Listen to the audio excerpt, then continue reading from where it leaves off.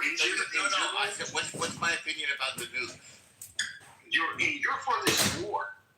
Okay, so whatever excuse that was given for this war, it was. So I thought you not going to catch me. I'm going to keep it general, and I'm going to end my statement there. You said that you don't believe there's a nuclear threat, and when I asked you, you said that's just as much as I believe there is one. So what do I believe about the nuclear threat? Otherwise, just tell us what you think instead of referring to me. Go ahead. Tell me what I think. We're trying to dig a little deeper than that. And you're trying to, try to catch your moment to own, but you're not going to get it here. Okay. I know just as much as you know about this. That's the point. Okay, fine. So on that. Tell us what you know. Okay, what I told you. What's that? I told you. I speculate that there are no true threats of whatever Iran has to throw at us. Oh, you're speculating. It's all from just as much as you. Oh, you got your golden moment. Just as much as you. What did I speculate? You speculate that they are a threat. Because you've been told that they are. I didn't speculate. You've been told that they are a threat. No, I didn't speculate. I cited 3 nuclear sites. Fordo, Natanz, and I think the last one is called Iraq. Are those not nuclear sites? Iraq. Have you been to Iraq? Have you been there on the ground? What was the third one again that I forgot? Were you on the ground inspecting yourself? Hang on a second. Were you on the ground inspecting these sites yourself, or were you told these are the nuclear sites that are a threat? So your only source of knowledge is firsthand. If you don't see it, no. What I'm saying is all we have is secondhand, and you believe the current narrative. I don't. Wait. So when I'm talking about me, I'll speak for me. You tell us about you. What do you believe? I just told you what I said, and you wanted to try to say you said you believe what I believe, but you don't know what I believe. No, I said I don't believe it's a threat, and then you tried to go deeper and tried to make a comparison. I'm saying just as you tried to test the basis of my knowledge. I told you I have foresight, hindsight. We got hindsight and pattern to show, just like the WMDs and every other damn skirmish we've been involved in. And we have enough to say, you know what? I can speculate that I might have to hold on this one. Because, there's a certain, you can use pattern recognition to say, hey, you know what? This time, I think I'm not with this one. Yeah, Black. Okay. Blake, were you on the ground in Iraq? No, I wasn't. Like I said, I was hindsight. How did you know there weren't? How did I know that they weren't? Yeah. Where are they? Where are they? Where are they? On the ground. Because the same people know. Because the same authority who's telling us that there was a problem has already. Because the same authority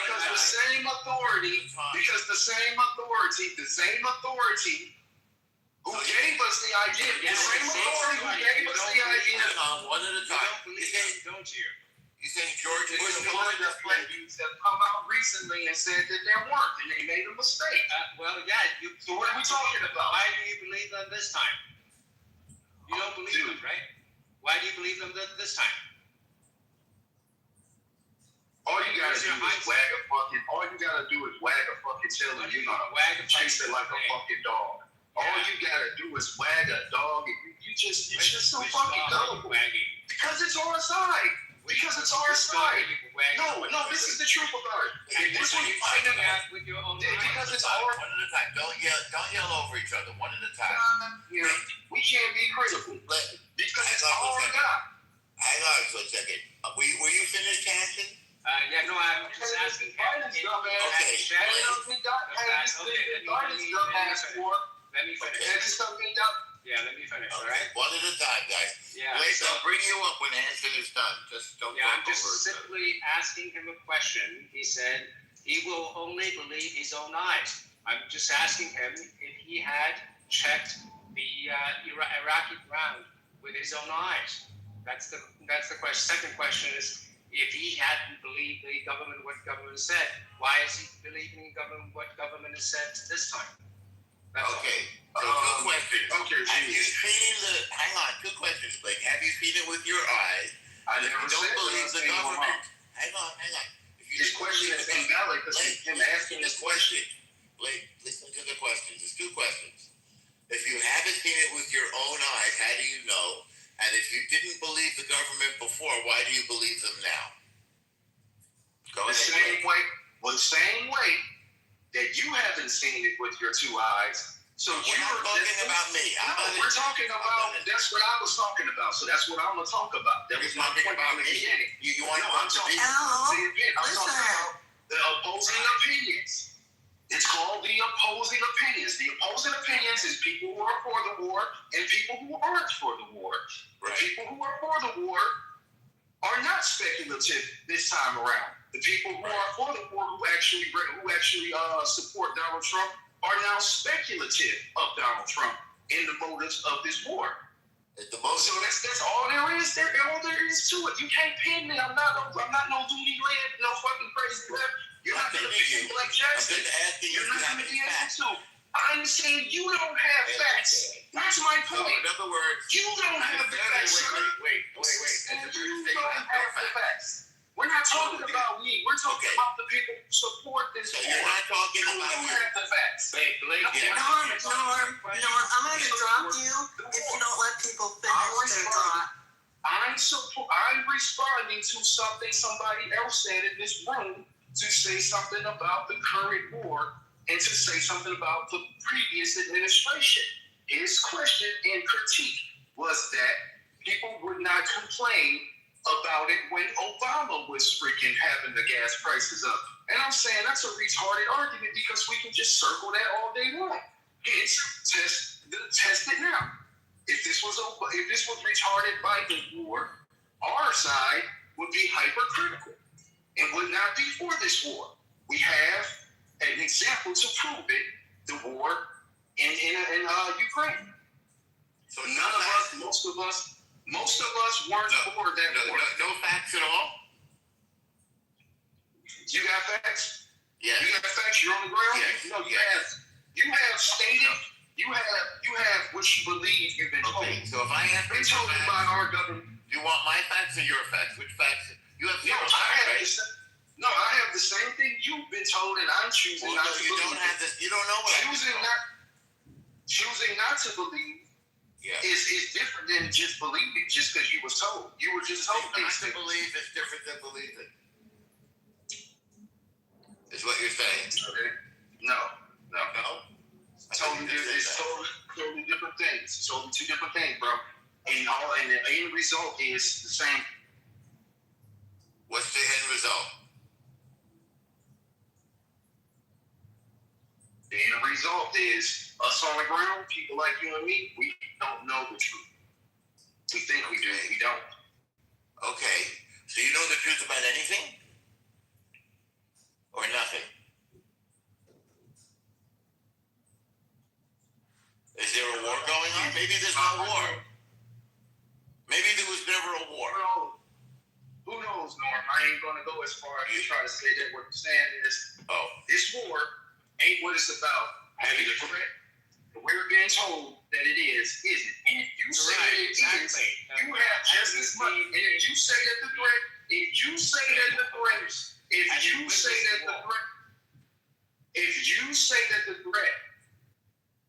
the reason we're at war with Iran is because of some threat. They were preemptively, first one was preemptively going in to stop them for something they might do. Then it turned into we're actually trying to assist and help the people on the ground who are being persecuted by the government. Then it shifted to some other shit. Then it became about the Strait of Hormuz, the strait that they closed after we attacked them as a defense for our attack. Because these people, I thought you didn't believe any of that. Wait, I thought you didn't believe any of that. Like, which part do you believe and which part do you not believe? Dude, you can try to cold and hot me all you want, bro. Have you ever been to the Strait of Hormuz? What does that got to do with anything? Well, because have you ever been a quick trip? Have you ever been a quick trip in Minnesota to know anything about gas stations? Yeah, well, have you ever fucking hit a home run in your own life to know anything about baseball? Like, yes, I have. With this retarded logic. Yes. Well, you said that I wasn't there. I said you were there to inspect. You're not there without any security clearances to be able to get the nitty-gritty on what's happening. That's right. So maybe there's no war going on. They're just telling us that, Blake. What do you think? I never said that. You did. You said that. What do you think about that idea? Maybe there's no such thing as the Strait of Hormuz. I haven't been there. Yeah. You know what I mean? Yeah. So how do you know there's a Strait of Hormuz? You've never been there. Do you believe that the Artemis 2 just orbited the moon, Blake? Blake is a flat earther. He has never seen the globe No? with his own eyes. The Earth is round, buddy. How do you know? How do you know? Have you seen the globe yourself? Have you been to the Earth? This argument is flat, bro. It's already dead. Yeah, flat. Exactly. Now let's. Flat. No, your argument is flat. Your argument is flat. I'm not a. See how you can jump so far to say because I'm on a different opposing side now on this very issue. Just a year ago, you and I would be buddies and hanging out barbecuing with our opinions together because we both agree. You haven't answered my question. But your question is fucking retarded. You're asking me, do I want your No, that is not what I'm saying. What I'm saying, that ain't what I'm saying. What I'm saying is, no, that's not what I'm saying. I'm saying, dude, I did not say that. That is not where I came from. What I am opposing is the negative in that. You and I both know just about the same thing. Okay. Most of us who are on different opposing sides about this war are just voicing our opinions based on what we think we know and what we have experienced and the experience of it. Yeah, well, I'm just asking your question. You haven't answered my question. You were the one saying that all you can believe is what you can see with your own eyes. Right? I just clarified with that logic. I never said that. I never said that. You are painting that logic. I'm going to go repeat it to you one more time. I just said it. But you're not going to take it because that's not how you want to get your nut off right now. Your nut off, you're going to have to try this tactic with the crazy electrics. Sir, Well, I am a researcher. I have voted for the very one we were talking about. 3 times. I voted for Donald Trump 3 times. You're not going to win with this logic. You can't have a straight conversation with me. You are too busy trying to test my logic, you motherfucker, instead of having conversations. That's what you said. You're not, look, I am not a fucking defendant on the stand. I am voicing my opinion just as you. In what year did you vote for Donald Trump 3 times? And I will repeat one more time. Yes. You know just as much as I do. Right. In what So year at the end of it all, Donald Trump 3 times? Which year? had 3 elections, you retard. 2016, 2020, and he just won. Okay. That's 3 times you get to vote for. That's 3 times you can vote for. 2016, 2020, and what? In his current presidency. What year was that?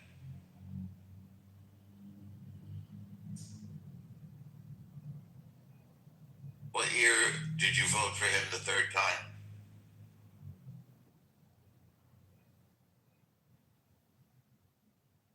You know, we're about 2 years into his term. When did he get elected, Marky? We're about 2 years. Why are you asking me? You said you voted for him 3 times. I asked you when. So how the fuck did I not vote for him 3 times if he ran 3 times? What the fuck are you asking? I said, what are the years that you voted for him 3 times? Why is? If you don't know, just say I don't know. Do you see how retarded this question is? No. What's the answer? I'm not giving you the answer. You can check. You can do the deduction yourself. Is it a secret? No, it's called the test. Oh, what? You're being fucking stupid. We are currently in his current administration. He has been in office for almost 2 years. Okay. He has done half of his term. So you answer the question, you dummy. Okay. So you want me to answer the question when you voted? But I didn't see you vote. I'm choosing not to answer that. I'm clapping back by telling you he's 2 years into his current administration. Can you deduct from there when I voted for him? I don't think you ever voted for him. When do I think that's speculative. I don't think you voted for Donald Trump. Bro, you don't think because I don't. Yeah, because I didn't see you vote for him. Now? What? Yeah, I know. But I got a track record in this. I got a track record that you can use to deduct my position and see that I'm not lying. You'll be able to use pattern recognition. But anybody who knows me,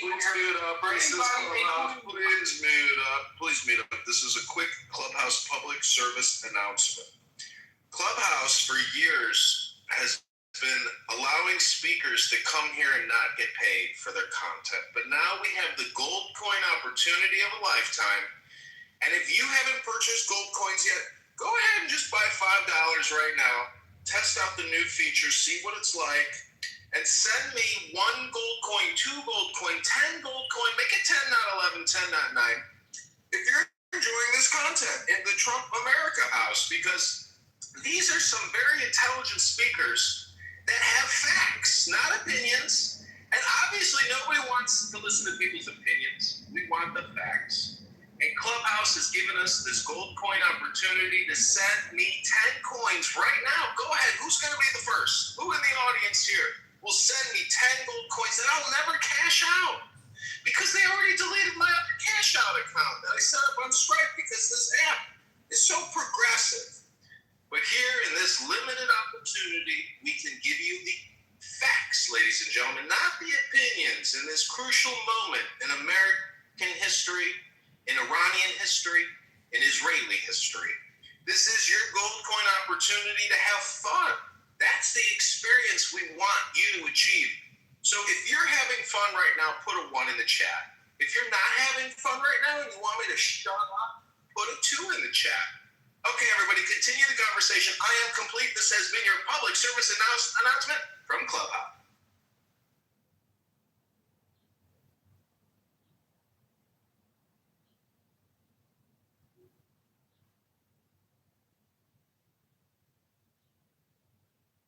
Got your tongue now, huh? Well, I see there's a lot of 2s in the chat for me to shut up. Well, that's not a surprise, is it? Well, this has been a huge... Look how many people are in the audience. You are what's making this conversation possible. The listener. And you have 2 ears and 1 mouth, or as they like to say, mouth. And so we have been discussing the truth of the earth from your birth until your death. And you have to ask yourself, is it worth it to be on Clubhouse, to experience this happening through your cell phone? Is it fun? Are you not entertained?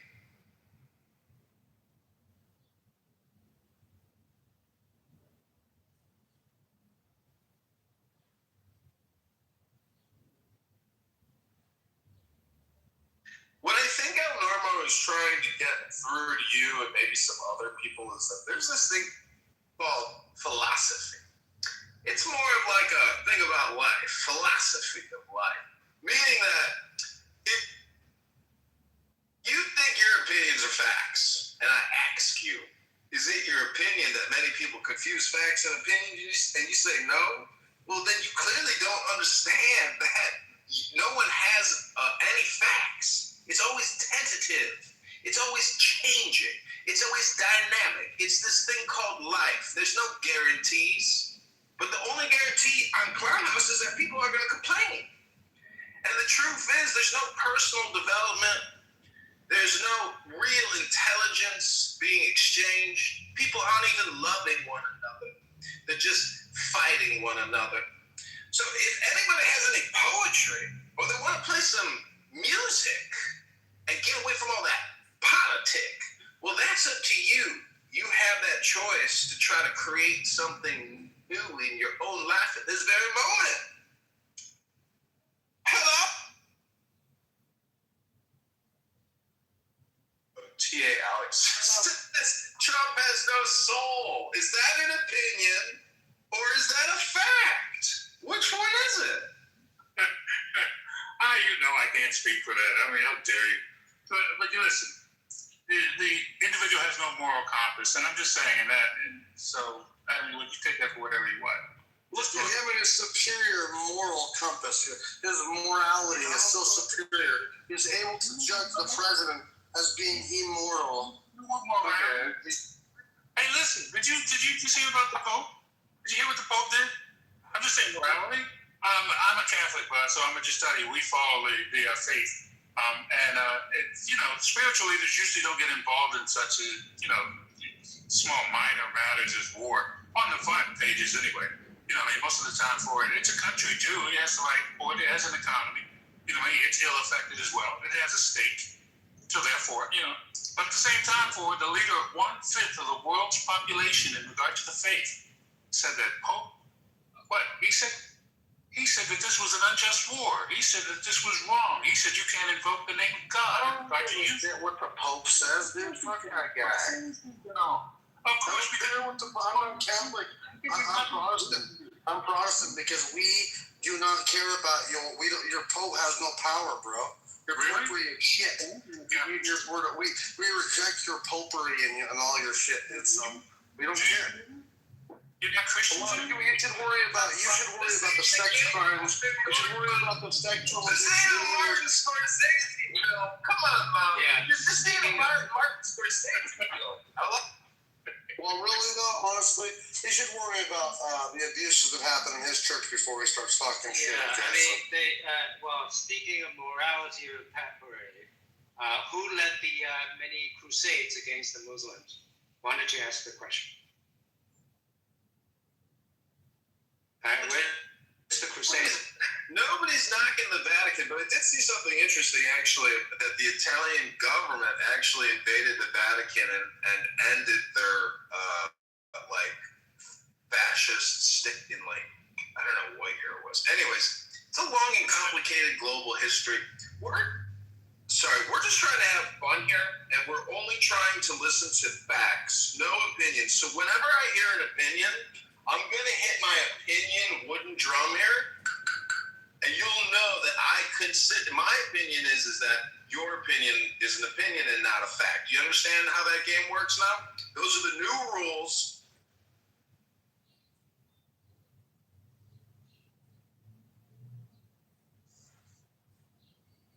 The Jews are running the world. The Jews. That's an opinion. That's an opinion. Okay, who's going to voice the next opinion? What about the crusade? Is that an opinion or facts? It's a historical feat, Catholic. There will be no bell wooden dinging there. The Catholics perpetrated the Crusades and the Inquisitions from number 1 and 2, and the death, I guess you could call it genocide in Africa in regard to disallowing individuals for the use of condoms. The Catholic Church did that. You got it. Fantastic. That's a moral high ground. Thanks. Wow, the Catholic Church has done some pretty bad things throughout history. That's shocking news to hear. I didn't know that fact. What church hasn't? Well, now you're ridiculous, pretty big, right? And they make a very bold claim about their authority, don't they? The religious situation for you really can't. That has really no bearing. Yeah, exactly. But why are you standing on the moral high ground? That doesn't exist.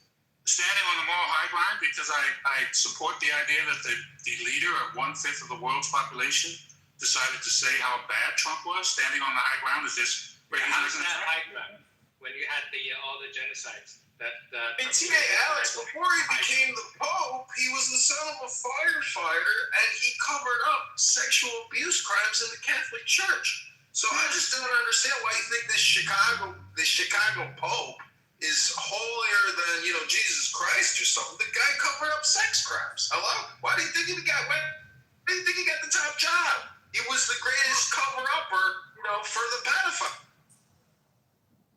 I'm sure you recognize the fact that the church is in the process of major settlement in regard to that. And listen, the works of men are billions and billions and billions and billions. And they got to sell churches and parking lots and build skyscrapers to pay off all that debt from all the fucking sex crimes they did with all those young boys and all those young girls that they were raping and molesting.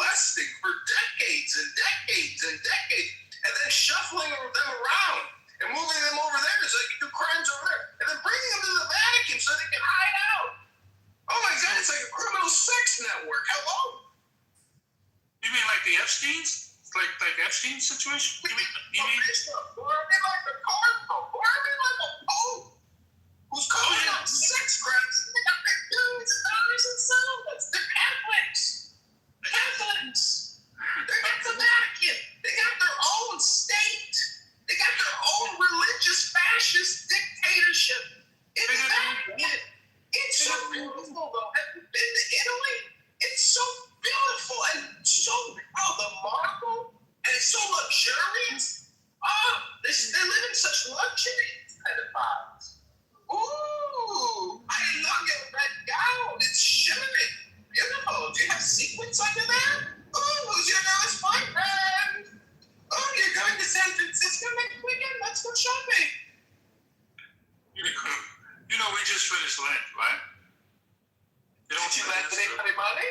Did you buy any new clothes for the priest? That's not. Did you sacrifice the child to the altar of potpourri? Light the incense. Somebody light the incense and speak in Latin to me. It gets me aroused. Does anybody here speak Latin? Does anybody have any fragrant? Oh, it was Lent? Sorry. Do you want to explain to us what Lent means? Yes, of course I will. You know, we celebrate the season of Lent for it. It's a time of sacrifice. You have to give something up. You know what I'm saying? You have to kind of. Don't shy to my sexual, pederasty here at the Catholic Church. Anybody have any cute children? I went to Catholic Pope school. I'm qualified to teach the teachings of Jesus Christ and play with your children. Is that what the Catholic Church is all about? Is that why they got all the billions of dollars? Billions and billions. It's sexual abuse, lawsuits, personal injury, sexual abuse lawsuits in the Catholic Church with the gay popes, the gay Catholic cardinals, the gay bishops, the gay deacons, the LGBTQs everywhere these days, right out in the open. Are you done yet? Okay, well listen. No one could defend the history of Let me get my opinion out here. When I hear an opinion, I'm going to hit it like that. Go ahead. on yourself. I appreciate it. Listen, no one can deny the evils that have been perpetrated by men in many different faiths against people. And that is one of the things that, we kind of would hope that people would move towards becoming better. The church evolves like anything else. But remember, too, that these are the institutions that help to build universities and hospitals. The concepts in regard to science and the advancement of civilization. Medicaid and Medicare for trillions of dollars over 20 years. Scams and sexual abuse never ends. What's up? Wait, let me get my opinion now. We heard an opinion now. Oh, so wait, well, okay, I didn't get the click on mine. All right, so listen, the problem that we have in this situation for it, I think, is people don't really appreciate the history, not only of mankind, but just of what role religion played in it. There's evil people. There are evil people that do evil things all the time, whether it be presidents or popes or individuals. It's all about the power. We all admit that. We all come to the understanding in regard to it. But the thing is to try to find the positive. You know what? I think I just heard an opinion. Okay, well, all right, you could say that. And that probably is. But by the historical basis, as I said, the institution serves for a greater purpose, for the idea of community for several millions of people. And that kind of works in regard to times of strife. That helps them to get through situations. It is something that they may lean upon. So, all right, that's all good. Maybe a common thought. Maybe the golden rule: be kind to people, be merciful, be good. Those are the teachings of the idea of the church. It's not so separate the religion from the aspect of what we believe is the faith. And with that being said, too, I think it doesn't take a rocket science to recognize evil when they see it. It doesn't take you tons of information in regard to recognizing what's happening in your world and to use common sense. I think we've detected another opinion. There we go. Oh, it doesn't. Okay, all right. Well, rocket science, is that what? And with that, I oftentimes find myself, I'm mystified by people that that don't look at the whole picture in regard to the current administration. I'm mystified in regard to that people that don't do the research. And simple intent projection. Mystified, it could go to a opinion. Fine, it's me. So I said from the beginning. So I'll wear that. Just to the facts. Just to the facts. Oh, I The think fact you got it coming out of us the fact. the Pope said that war can't be waged in the name of God. Period. Right? That's what. And then with that, it's a fact. Since you're You're landing just on mystifying to others. well, since you landed on an opinion, I just want to also land on another opinion. This man here is essentially promoting bullshit, ladies and gentlemen, because he's trying to present to you the opposite of the truth, which is his opinion. I rest my objection. MTA, you're appealing to authority. It's a false authority you're appealing. I'm actually going to play for you a little harp here, because basically this is all you just did, Alex, with all your bullshit. Listen.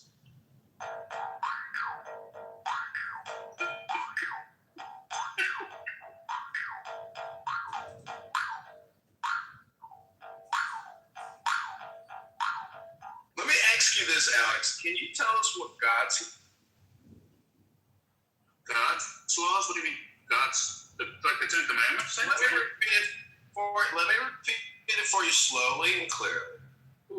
Please. Give me your definition of. I don't think that God actually made a law, did he? I mean, we don't have anywhere. I'm not a big blind. Catholics rewrote the Bible, so I can pretty much tell you. I mean, the New Testament anyway. I can't tell you something that would be like, can you? I can get a fact of that. Catholics wrote the Bible. And as everybody knows, the King James Bible is the best Bible in the world. Because King James was one hell of a publisher. Wow, that guy can publish like nobody published. The KJV around the world is widely accepted as the greatest, the best, the most glorious of all Bibles ever printed, published, and mass distributed. Thank you, KJV, for that glorious historical book legacy. Wow. KJV. You know, the Guggenheim, which is the first, like, it's written, didn't come out until 800, right? What do you think had on the road? It's a question. We're trying to get back to the question here, which was, what is God's laws? Well, okay, let's just go to the Ten Commandments. I suppose that's the quickest reference you could use for it. And really, if you just go to the first one, love God with all your heart and soul. If you did the first one, you probably wouldn't have to ask any questions after the second, or the third, or the fourth. Love one another as I mean, It's not 11, 10, not 9. It's not 1. It's 10. It's 10. Not 1. It's 10. Don't just say, oh, you just need number 1. Because really, that's just, it's all relative. Whether it's 10 or 9, but it's a total. It's 10 ones, really, right? It's not just 1. It's 10 ones. Oh. But you asked me what I thought God's law was. What is God's laws? Well, yeah, I think God's law is to love God with all your heart and soul and love one another. That's it. All right. I think that would be the. That's one here. That's an opinion. Go ahead. Okay, that's what I'm saying. You asked me. In regard to the second part, the Old Testament is filled with a lot of mysticism. There's a lot of mysticism, with the What word. is a mystic and what is mysticism? Well, mysticism, is a belief in something which by all scientific means is not practical. It doesn't meet any criteria in regard to being able to test it scientifically or to see what there would be a logical conclusion where it would occur. So when we look at things in the Bible and we say like, oh, the great flood. Okay, what? What? The flood? That's not an opinion. I asked you what is mysticism and that gave me your opinion. I hit that. me refrain from giving you an analogy for it. All right, my opinion. All right, I'm just saying. I was trying to get it as like an example, but that's what would be considered mysticism. It's just something which is not.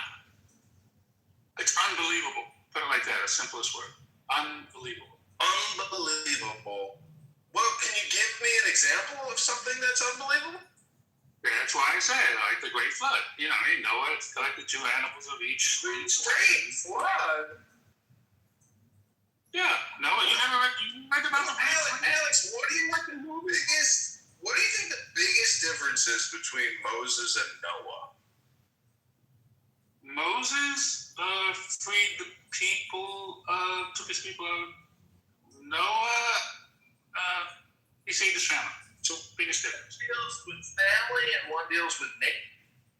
Yes. A microcosm and a macrocosm. Yeah, you could definitely say that. I mean, the Bible does provide us with examples throughout. Yeah, that's fine. It's a great book, huh? Did Noah commit incest or rape in his life? I'm sure there's stories. But you know what? I won't discount the fact in regard to human behavior and what could possibly occur, particularly in regard to culture or in regard to like the time periods. There's a lot of like freaky stuff. Are you one of those talking? I believe in evolution, but at the same time, I'm Do you believe in evolution? Do you believe in like herd evolution? To a degree. In some specifics in regard to like it's the same thing that comes about with herd immunity. It's in the aspect of that grouping or decisions in regard to grouping.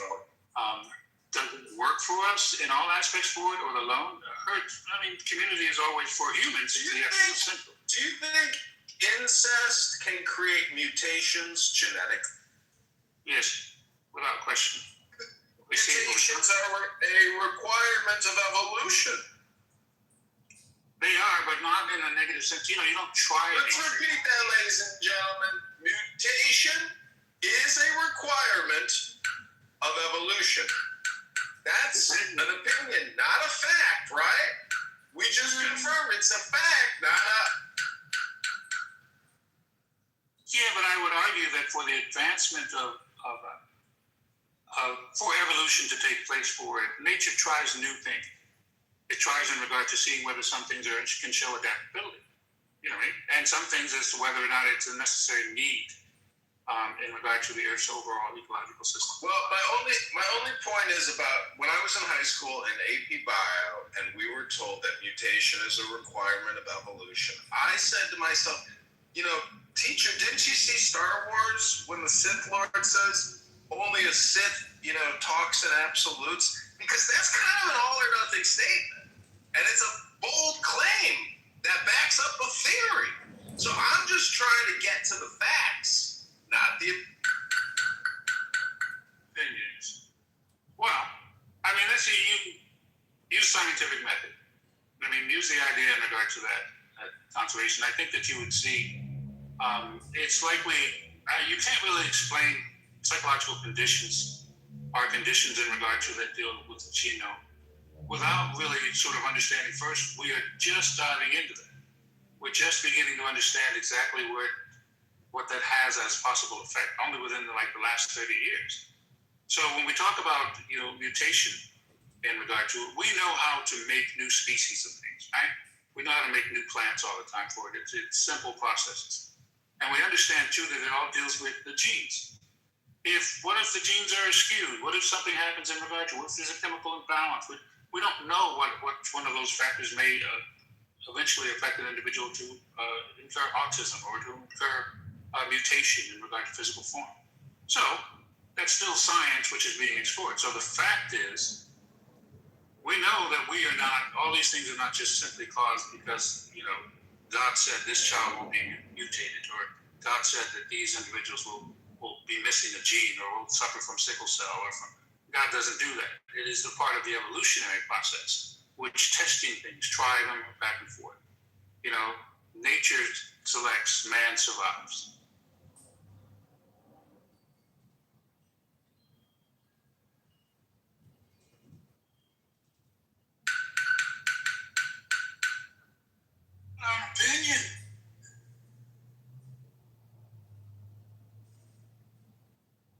like somebody's knocking at that door. Just saying, Trump sucks. Well, that's just like your dude. You know, because for a lot of people, I don't know, 60 million Americans, they are thankful that he's our president. And it's not even in a comparison to Kamala Harris. It's thankful because of his decisiveness, his strength, his courage, his boldness, his patriotism, his love of country. And if you fail to see that, and again, you think this man has no soul. And I just gotta, and see, that's your lack of spiritual understanding that's speaking there. Because this is what I hear in a lot of these, even supposed psychedelic rooms. They all absolutely hate the commander-in-chief. But they're also suffering with pain in their own personal lives. And I gotta say, there's a connection there. Because they use Trump as a projection for their own anger, their own hate, their own frustration, their own anxiety, their own fears. Trump is a catch-all for your personal responsibility, and that's, to me, what a Catholic does. They defer the personal responsibility onto a catch-all like Jesus, a poor Jewish guy that got murdered by the Romans. Rabban Shalom. And everybody who says that it was the J words, not the R words, Jesus Christ, don't you know anything about Christianity? So what we're trying to say is, when you come to Clubhouse to complain, and you think this is a complaint department, it's not the layaway at Walmart. We're not the return section. We don't create these rooms as, customer service agents. We come here as opinion collectors. We're actually the garbage dump, and we run the waste management system here. Kind of like Tony Soprano, and in the end, don't forget, Tony Soprano had a spiritual revelation as he was, having somebody murdered and stealing from his rub job joint. He said, fuck it, do whatever you want. I am complete, and I land my plane.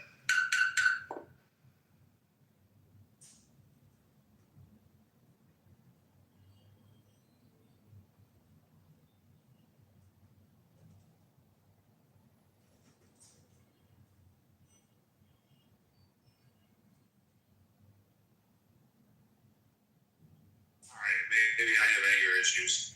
Maybe. But no, you know what? No, the hell with that. I don't have anger issues. I guess everyone has issues, though. But nevertheless, there's some things which we don't project in regard to our emotions about. Common sense tells us that when something is wrong, right? And you're doing your daily. So you kind of hit the nail on the head there when you said, you know what? I got anger issues. Because honestly, that's what everybody's dealing with.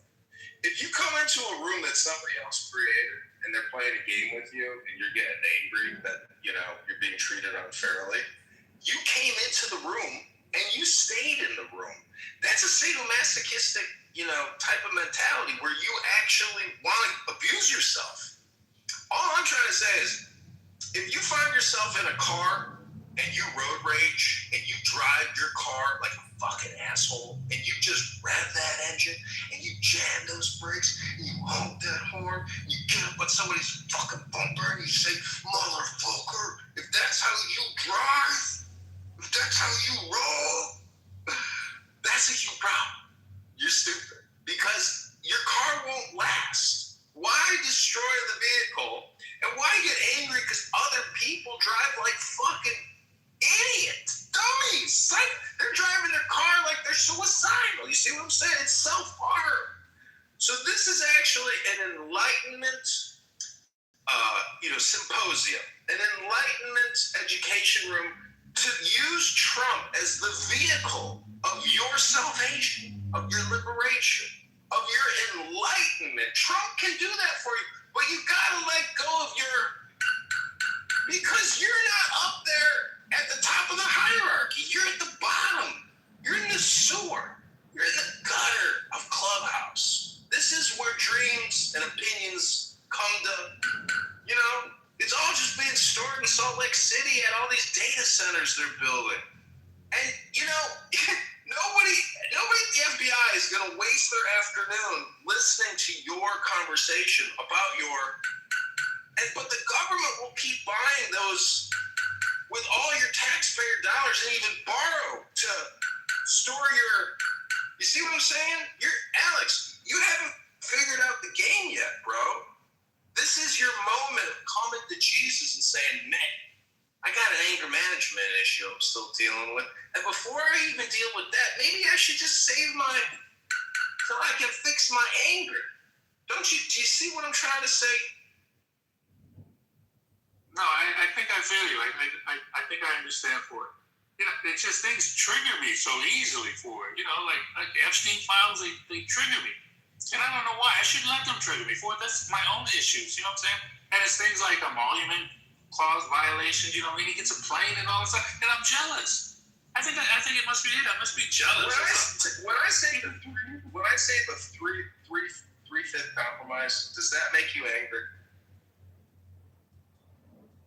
No, that doesn't incite me like those other things do. I'm just being facetious, meaning that we could come up with a list of 100 of your top things that would annoy you, and we could talk about it. But again, that's all just word hypnosis, brother. And Trump does that game, and you fall for it. Everybody falls for that, but that's the boy who cried wolf. You know why the boy who cried wolf works so good? Because every time the boy cries wolf, it's like the first time he ever did it. There's no such thing as boy cried wolf. It's the opposite. Every new communication is a new hypnosis. It reframes all previous communication. And that's why there's no ceasefire, dummy. War is perpetual. War is a lifetime. War is eternal. And if you don't understand what that means, that's because you never read it in a book like I have. Let me ask you, why are they playing with my emotions like this then? Why? What is it? Isn't that evil? Isn't it evil to say that all these things are... See, the theory of personal responsibility is that you're actually doing all this. Now, that's solipsistic, but the truth is, in Donald Trump's perspective, he is doing all this, and he actually is doing all this. That's the difference between you and Trump, T.A. Alex. Trump is actually doing this, and you're just observing the actual doing, and you got friction because you ain't actually doing it. Hi guys, can I have a little objective on the vote? Let Alex respond. Alex, go ahead. You got 30 seconds, and then we're going to pass the mic to Dr. Basel. Oh, no, I'm just saying, I mean, maybe you're right. Maybe all these things, you know, I should take personal responsibility. Maybe I do want, you know, the things. I want the billions of dollars that his family's getting right now for it. You know, and I'm jealous. And I want, you know, the world to hate me in regard to it. I want the whole world to just think that, you know, and allies to just run in different directions in regard to when I ask for help. That's what I want. You're right. So I'm Yes. You live in envy. You actually feel envy because sometimes there are times when I see friends or people I know and I see their Instagram and what they're doing with their lives, and I'm a little envious. And I'm maybe a little jealous, but at the same time, I know I got a good book that they ain't got, and they're just eating their way. They're just fatties. You know, they're living. I'm not saying it's not an amazing lifestyle. But they just a bunch of fatties eating all the time, posting on Instagram. That's so boring. Even though they're worth $100 million, living on a private island with their own goddamn coffee plantation. They got fresh coffee in their plantation, T.A. Alex. That's how rich these people are. They got $300 million yachts that cost $45 million a year just to operate. You gotta have $50 million a year just in operating expenses to operate your yacht. Alex, you are envious of the little things in life. We are moving the mic to Basel. Go ahead. Sorry, because I have interrupted you, but I have a little objective on the vote. I've already said that. I'm not a U.S. citizen, just as a start. But I'm seeing that the conversations in Clubhouse or in any part of the social media, whether Trump is good or right, or whether the war is going to a better, let's say, fate, or is he just colliding with the whole U.S. economy and the global economy. But there's a question that nobody is even asking at this point.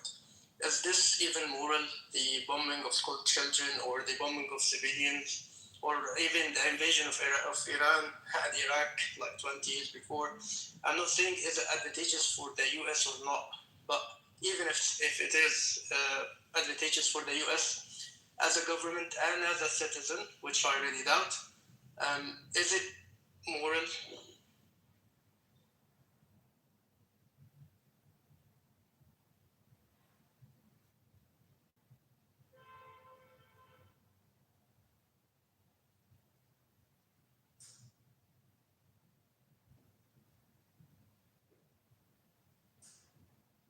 Is it wrong? Moral, well, we could define the words, then we could look at the perspectives, and we would get to an equilibrium, Basil. Because on the left or on the right, whether you're on this side or that side, everyone can and will justify their claims. And then we have to have a compromise about the words, and then there could be another escalation of violence that breaks out randomly.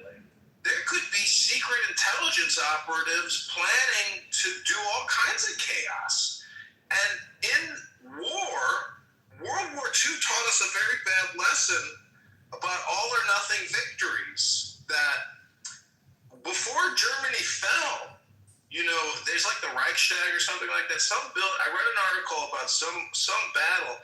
The position changed 15 times or 20 times, meaning that 1,000 people died here, 1,000 people died there, 3,000 died, then another 5,000 died, then another 3,000 died, all to take the position back and forth, back and forth. It's so crazy.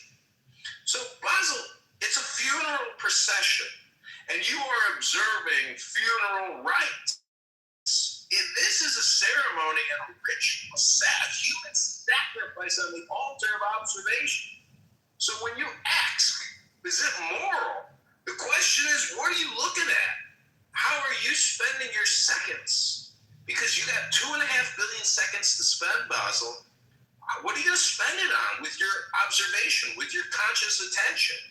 How much are you going to get paid per second for your words? Because when you die, many people don't know this. You go before, God in heaven, and God looks at the accounting, does an audit, does some actuarial science and says, this is how much you earn per second, and these are how many words you use. So it turns out, Basil, that the people who earn the most are actually the biggest talkers, like Donald Trump, or Sundar Pichai, or Tim Cook, or Steve Jobs, who turned into a fruitcake and disappeared and left his wife a $300 billion nest egg to enjoy. You could be the Walton family, and now you can't find qualified workers to fill your warehouse distribution, wholesaling business, Basil. So I hope that answers your question. You have 30 seconds to respond. Welcome to the game. I'm not very good at debate, and English is my second language. But I think that some, let's say, definitions or terms have been put on a spectrum. Like when I ask someone, is this moral or not? He responds like, you can say it's moral and you can say it's not. And I can, in the other way,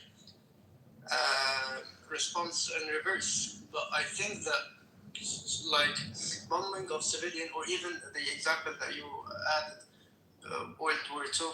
World War II, nobody, at least I know nobody, that claims that the attacker, in this case, of course, the Nazi Germany, is moral in any way, or has any justification to it that not just to Jews, but I mean to Poland, to France.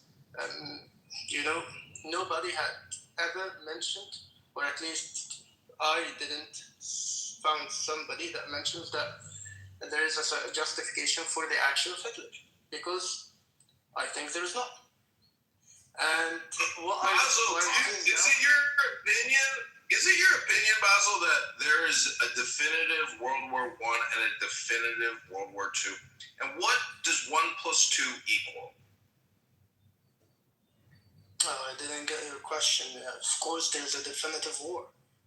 There's a definitive war, but isn't that just an escalation and a de-escalation? Or if you know mathematics and distribution theory, it's a sine wave. It's an up and down, a crest and a trough, a crest and a trough, a crest. So to say this was the World War I crest and trough period, this was the World War II crest and trough period, and this is the World War III crest and trough period.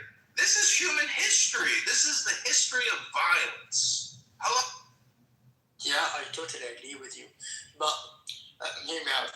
It is our duty as human beings to, let's say, alleviate this crest control and prevent the reach or the reach to this crest and war. Because I told you I'm not a U.S. citizen, but you as a U.S. citizen, let's say, claim to the world that you have as a citizens the democratic power to change the leaders and to change the direction of the government and the actions of the government and the consequences. But from the media, from the memes, from the news, I'm not seeing this as very efficient. Yeah, till now, I haven't seen the Congress accepting or approving or whatever the political term for it, the war itself. And I can't imagine the president of the most democratic country in the world taking the army and attacking and invading another country without the acceptance of the Congress. That's hilarious, to be honest. And to what extent can the president do? I'm seeing Trump here or there just doing presidential acts or presidential orders, just as if he's trying his power. If this will work, that will go. If this will not work, that maybe I should find another way for it. I'm sorry for my sluggish language, but I think the concept has reached. Did it? Yes. If I can answer your question too, I think your initial question as to whether or not this moral. And you have to remember that the United States has always held itself to be sort of a beacon of morality in regard to world affairs. So the people are somewhat confused. But in actual truth, a war without actual justification or something which is verifiable, something which is not sort of leaves uncertainty in regard to what its cause is or as to whether or not its objectives for it could never be considered moral. You know what I mean? As Alistair said himself, the world is constantly at war. World War I and World War II were only a precipice in regard to what we considered international conflicts, all at once, nations building on one another for it. And we learned from them. We learned the detrimental effects to mankind, to society, or to the end, and what the potential consequences. So we also try to become more moral in regard to what it is we did. But we protect our interests. We protect our interests in regard to our economy, while making our money here in the U.S. So we like our Waltons and our Gates and our even people like Trump. We have a different value system that also affects sometimes in regard to moral character. And sometimes that may kind of confuse the issue. But the overall with morals, yes, this is a moral war, and we are moral people, and we object to it, at least to that level. Well, I think we're in the same point. I'm not seeing a very conflicting ideas between our talks, and that's cool. But the thing is that I'm not sure if the international law was a bad trial to prevent World War II appearing, or World War. Of course, it didn't prevent. But I'm not sure if it is a bad trial to prevent the crest you have been mentioning, or is it just let's say a political arm done mainly by the US, which is the highest funder to all this international laws and international courts and all of this, just to make, I'm not sure, for example, if an African leader had done a bad act, let's call it that way, that is not moral, he would be immediately, put as a criminal by the court, and his country will be immediately afterwards will undergo sanctions by the international law and the neighboring countries and the allies of the US. But if a European leader did it, it would be even harder. But if a US president did it, this will be, he will never be pointed towards as a criminal.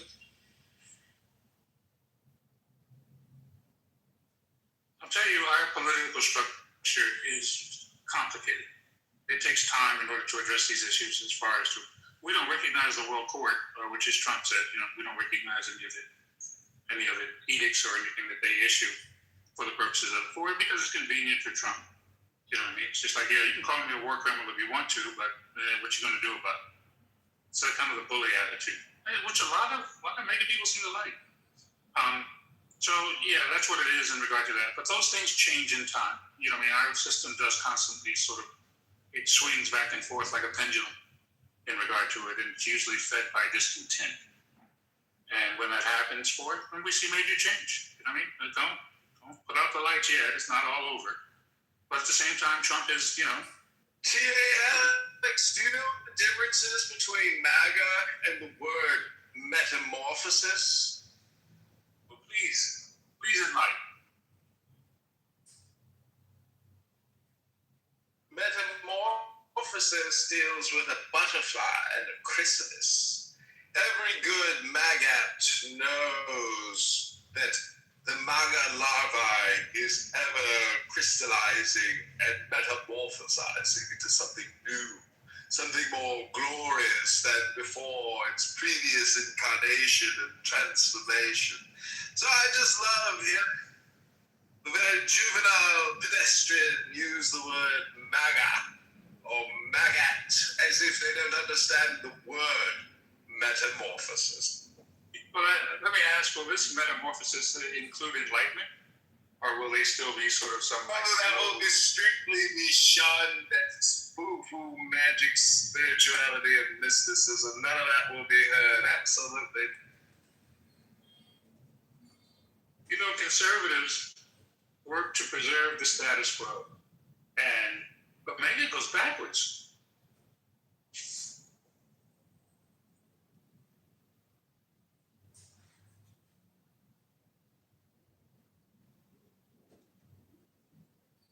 One of my favorite ways to use Clubhouse and to experience the experience here is to play music and to read poetry. And if you haven't done that yet on this app, well, let's just say you're probably really boring in the real world. You could have an autistic social anxiety disorder. I don't know. But playing music, reading poetry, those are some of the greatest thrills and joys of life. And prior to this internet hypnosis of the cell phones and, electricity for that matter, families and friends and neighborhoods, they used to read poetry, operas, musicals. They used to perform. Who knows? They had to entertain themselves, right? Then the radio came along and everybody got hypnotized sitting around this fucking piece of wood shit. You listen to the Orson Welles fart and say all this bullshit. Everybody's easily hypnotized, just in the same way that right now, this very moment, you're hypnotized listening to me because every word I'm saying, every moment you give me the grace of your attention, that means the hypnosis is working. So I want to thank you all for coming to this hypnosis experiment. This has been, as T.A. Alex likes to say, he is a scientist, and he believes in the scientific method of observation, theorizing, replicating, proving over and over again that all communication is indeed hypnosis. And as I snap my fingers and you listen to my fingers snapping, you will slowly come out of this. There you are. Dehypnotized, reconditioned for excellence, reconditioned for purpose, reconditioned for glory, reconditioned for war. You'll be more patriotic, stronger, loving of your country and of your commander-in-chief than you ever felt before in your heart or more than you ever knew possible. If you've been suffering from Trump derangement syndrome for the past couple of years or even decades, and especially if you're from New York and you've always hated him because he was always in the billboard and you never were, well, that's okay. We can help fill your heart up too. We can make you feel love. We can make you feel joy. We can take you and lift you out of your deep depression of despair and anger and liberate you through Donald Trump. Now remember, folks, this is a proprietary liberation theology through the cult of Donald Trump. We are not associated with the Donald Trump administration in any way, shape, or form. This is purely comedy and entertainment, so don't take it literally. That's part of the joke. That's part of the shtick. It's an inside joke, but it's not, if you get my drift. It's just mine. I'm not trying to condition you. I'm trying to hypnotize you, and it's working. Because you've acquiesced to superior intelligence, clearly. I wouldn't listen to somebody hypnotize me unless I thought maybe that person was intelligent, right? But how many people here day after day submit themselves to individuals who they willingly know are probably less intelligent than them, and they're not even saying anything intelligent on the app?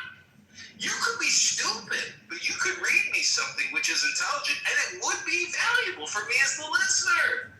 But unfortunately, folks, you and I know that this app is a waste of time unless you're being entertained, or you're being informed, or you think a superior intelligence is speaking to you, and it's of value to you, right? But as I just said, and as you are still hypnotized, we know that people come here to listen to people say stuff that's not intelligent, and it's a waste of their time. So clearly hypnosis is all communication. For example, if I say, let me see your right hand, and you give me your left hand, well, that hypnosis didn't work, did it? But if she gives me her right hand, and I grab it in my hand, and I start massaging those fingers, those plump little donuts, and I start circulating the blood around the hand of my beautiful future lover, and she's saying, wow, that feels so good. Are you going to read my palm? I say yes, as I massage deep into the palm, and I analyze her destiny and critique her choices in a pleasant, always inspiring and positive manner. We come to the conclusion that a massage is not just a massage. A massage is a message. It's communication. It's direct touch communication. And all communication is hypnosis. So if you see blonde hair wigs and red ties and blue suits in your nightmares, ladies and gentlemen, you've been fooled. You've been hypnotized and conditioned and programmed to hate a blonde floating wig, a floating red tie of despair and debt and bankruptcy and war and horrible specter that haunts man's minds. World War III! Nuclear apocalypse! That greatest of all specters when the sun is completely blotted out.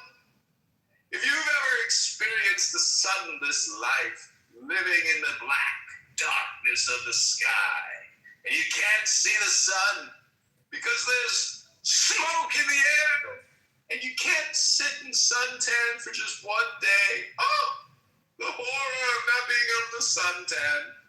Couldn't imagine. So, in conclusion, ladies and gentlemen, if you're listening to this still, you have been fully hypnotized, completely and deeply relaxed with the superior intelligence flowing at you, flowing through you, as you play this game of life called Guitar Hero. Ding, ding, ding, ding, ding. See what I'm saying? Life is a flow, and it's coming at you all the time. This app proves that. And the thing is, how do you always hit your marks? How do you always hit your notes? How do you end? How do you enjoy it? That's the big question. Oh, we lost one of our esteemed speakers. That type of flow was probably overwhelming for his consciousness if he was listening to me. Coors, do you have anything you'd like to add to the conversation?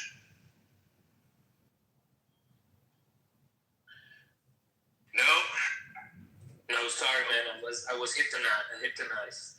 You were hypnotized. Hypnotized. Some people think a burp smells worse than a fart. What do you think? I have no opinion, man. You live in an opinionless opinion life. Is that your opinion that you have no opinion? Yeah, man. Oh my God. So, can we go back on the Iran war thing? What do you want to talk about? Now I want to know what you think about it. What do you mean, what do I think about it? What's your opinion right now? What is my opinion? Yeah. About the war? About the situation right now. What is the situation right now? It's always changing. Yeah. I think they're back again,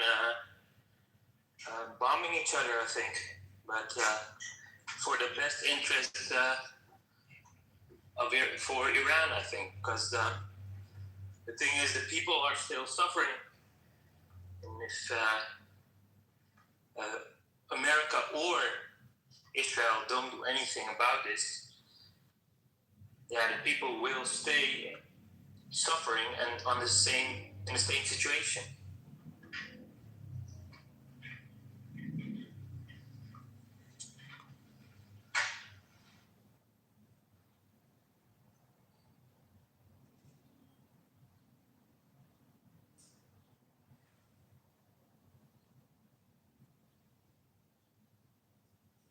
Hussey, welcome to the room.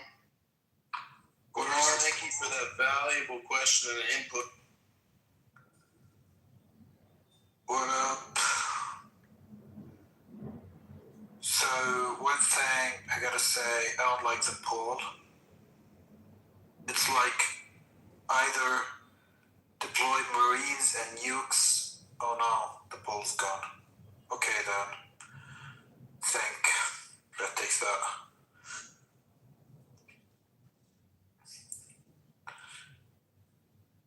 Yeah, guys, what do you think about the blockade? Is it smart?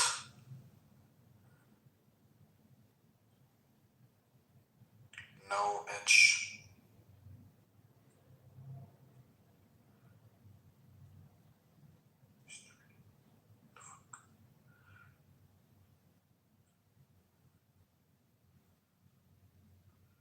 Are you a Democrat? There's a new poll in the House. I want to thank everybody for staying here in the room and listening to this Hypnosis Miracles room. Are you a Democrat or a Republican or a Libertarian? Cast your vote now. I'm voting. Oops. I gotta edit it. Oh God, I can't edit it. Oh, well, we'll just leave it. What about people that are not from the US? Yeah, you can vote in the poll.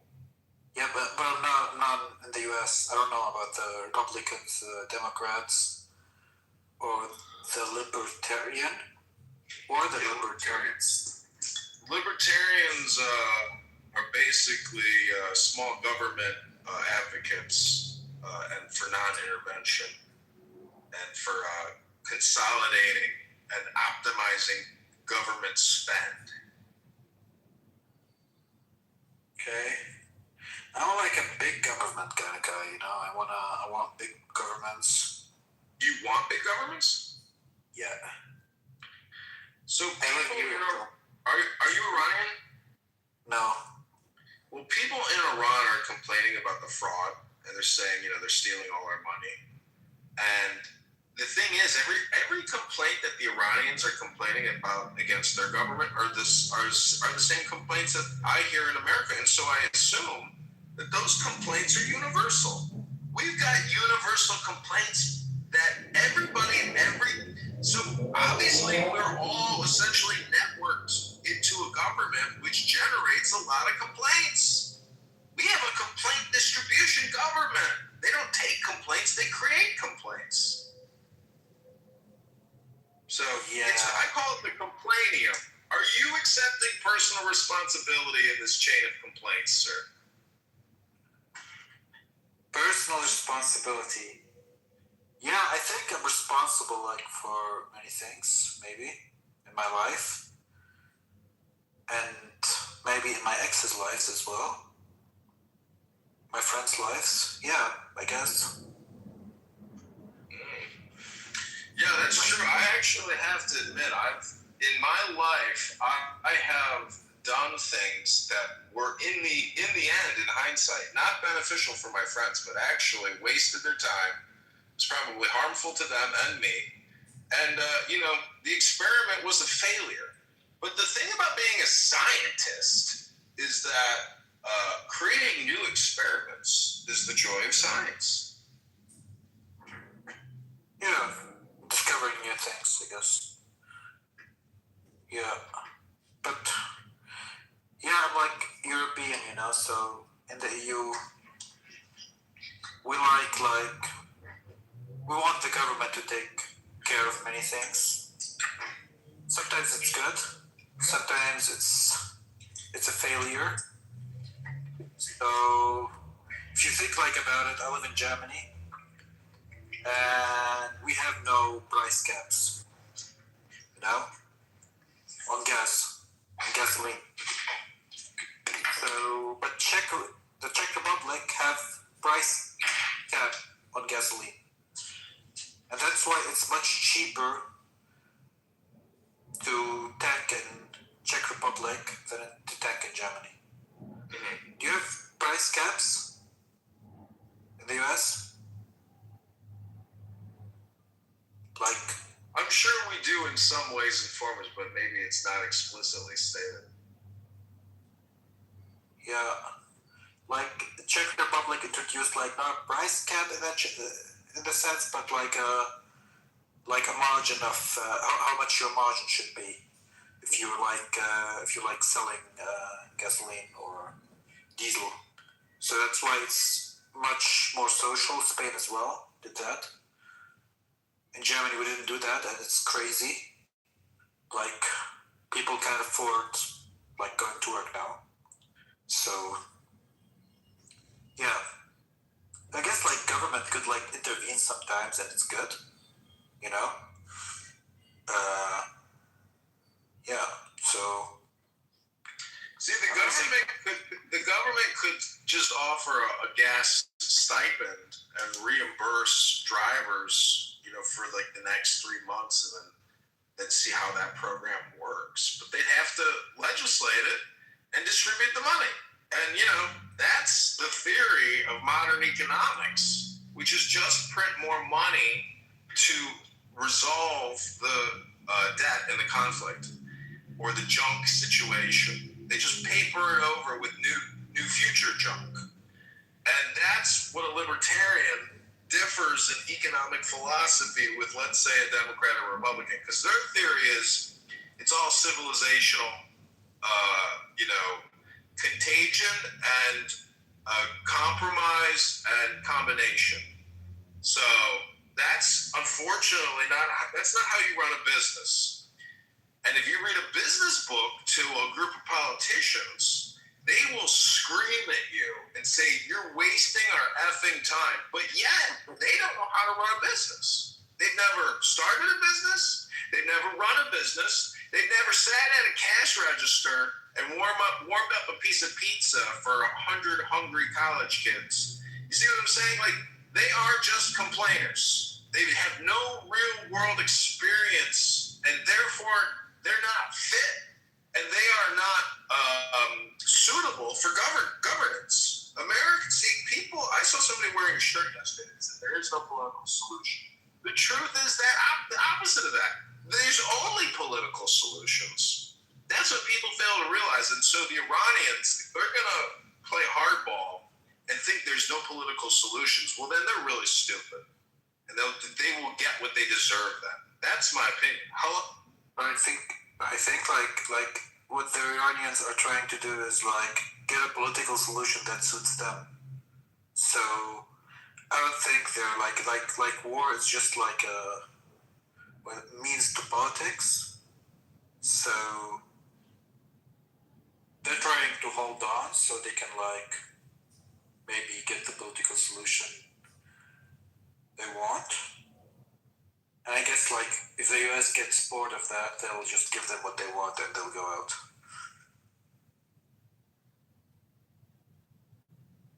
You know? So like it's let like me ask you, Asi, let me ask you a quick question. Do you think you could teach me a new English word today?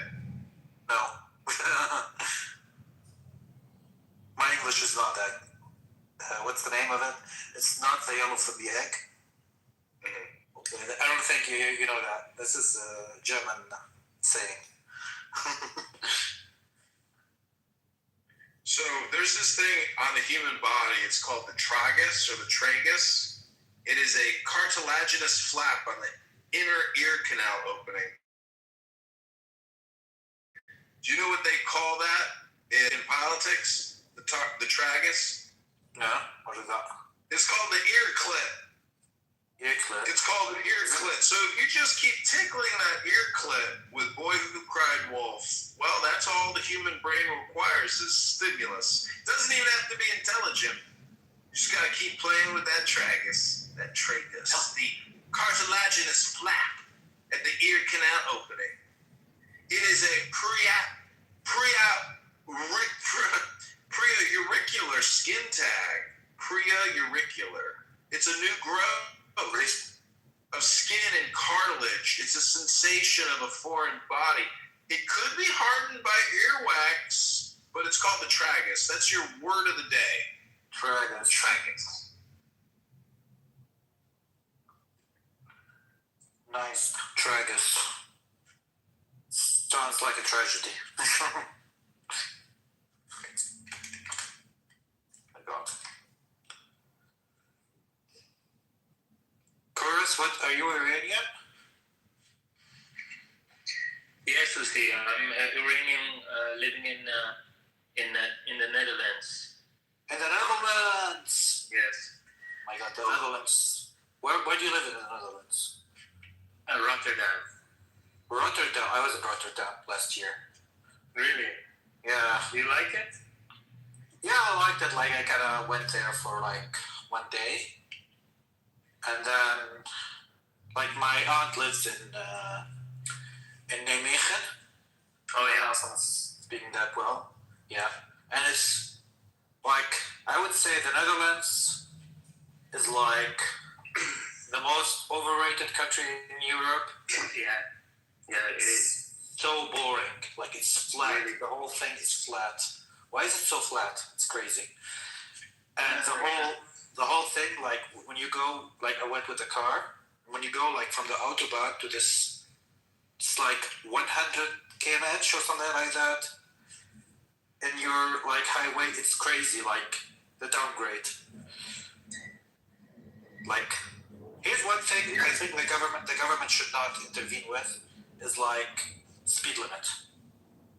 Speed limit should be there should be no speed limit anywhere in the world, especially on the highway. I think it's the most taxed country of the world.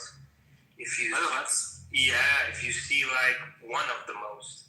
I'm paying 50% of my salary in taxes. I don't know about you. Yeah, it's close. It's close. If you see like the gas prices here, it's not normal. Yeah. It's like 70% taxed. Like we pay €2.50 a liter now. Yeah, us too. It's crazy. Yeah, this is crazy. It's like $9 Chicago. a gallon. I think $9 a gallon. It's $5 a gallon in Chicago, but the state of Illinois taxing authority puts on a couple dollars, so it's all environmental tax, and it goes into a general purpose fund, and they're just ripping us off. It's the government is the problem. We need new management. Yeah. But the thing is, my car has also is a plug-in hybrid, so I'm charging it right now. So I could drive with it, but I'm just driving it in the city, and I'm taking the public transports most of the time. The public transport is really decent in Europe. You don't need a car. Yeah, it's a nice to have and not it's more like a luxury thing kind of thing, but you don't need it in Europe. I think in the US it's different. Yeah. We'll see. What is your opinion about this war? This war? Yeah. Dude, we're fucked. This war. That's the thing about this war. I know I'm maybe here I'm gonna be in the minority, but I think it's a mess. It's not going well. I think also there's no option of backing down. Some people saying just get out. And I don't think there's get out right now. I think it's gonna take 2 to 3 years. Ultimately, I think the US will get out because they're gonna get bored. And I don't know. I think Iran at Before that that, time, the regime would change before they get bored. I don't think the regime will change. To be honest, I'm sorry, Peter. I hope so. I am hope learning so. on that. Yeah, I hope so. But I don't think the regime will change. To be honest, I think what will happen is it will go 2 to 3 years, and I don't know. Until then, alternative routes will be found for oil, or the world will just get used to having less oil. You could see, the cars are now don't need that much gasoline 10 years ago. This Kurdish guy is from Hindustan, living India, living in Netherlands. Why does he use lion and sword? He's like you. You're not from Iran. You're from Pakistan or India. Why do you comment on? I don't know, my dude. You can ask. So, Peter, you're talking shit, man. Peter, chill. Speak Russian. If you can this flag, you should be able to speak Russian. فارسی حرف بزن. بچه خالی بزن. فارسی حرف بزن اگه بلدی. Can you speak Russian? What the fuck, dude? I'm not. Peter. No, Iran has no internet. Shut the fuck off. You are nobody to comment on behalf of Iran as if you cannot speak Russian. If you can speak Russian, فارسی حرف بزن. Peter. He lives in the Netherlands. You too. You are not also Iranian. You are him. You are also from the past. None of your business, Iran. Iran is none of your business. Regime change is none of your business. I'm not Iranian. Okay, so fuck off. Yeah, dude. پیتر مادر جنده من فارسی صحبت میکنم چی میگی تو؟ Okay. He's from India living in Netherlands. Bastard. But he just talked Farsi to you. One word. Yeah, I don't know. Let's discuss it in English. Going, okay? فارسی حرف بزن. فارسی حرف بزن دیگه. Peter. Bastards. You're bastard. Lucy, I was talking to you. What is your opinion? How can we end this war? None of your business. End of discussion. Bye. Peter, bye. I think it's gonna take time. I might be in the minority here, so I think it's gonna take 2 to 3 years. To be honest, I think also that China and Russia will make sure it takes that long. I think also the US can't back down right now. There's no possibility to back down because your allies are being hit the whole time.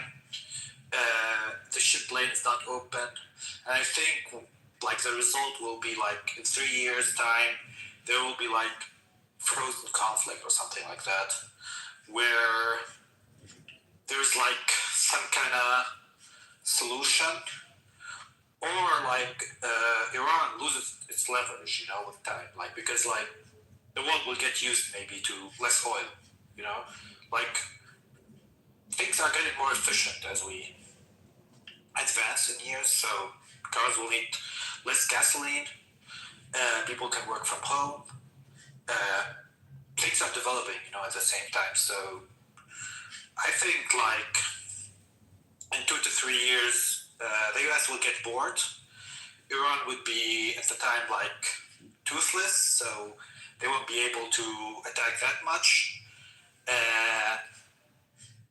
And maybe some kind of like solution for the nuclear problem will be like, okay, you can't enrich uranium anymore, and they'll say, okay. But it's gonna take time because, like, as I see it right now, the Iranians like perceive this war as like fighting for their own survival. They also think like if they now end the war, it will be like they'll be hit again. So they don't trust the US or Israel for all that matters. But like, I think the US is like the most important most important, like that you get the US on board. If you get the US, you will get Israel somehow on board as well. And the Arab countries might join. I don't think they'll join, to be honest. I think they're too weak to join. Also, I think their armies are for themselves. Yeah, I think 2 to 3 years, maybe, or maybe like the US will get bored of it and like they'll say just whatever, we'll give you what you want. Open up the strait. Yeah.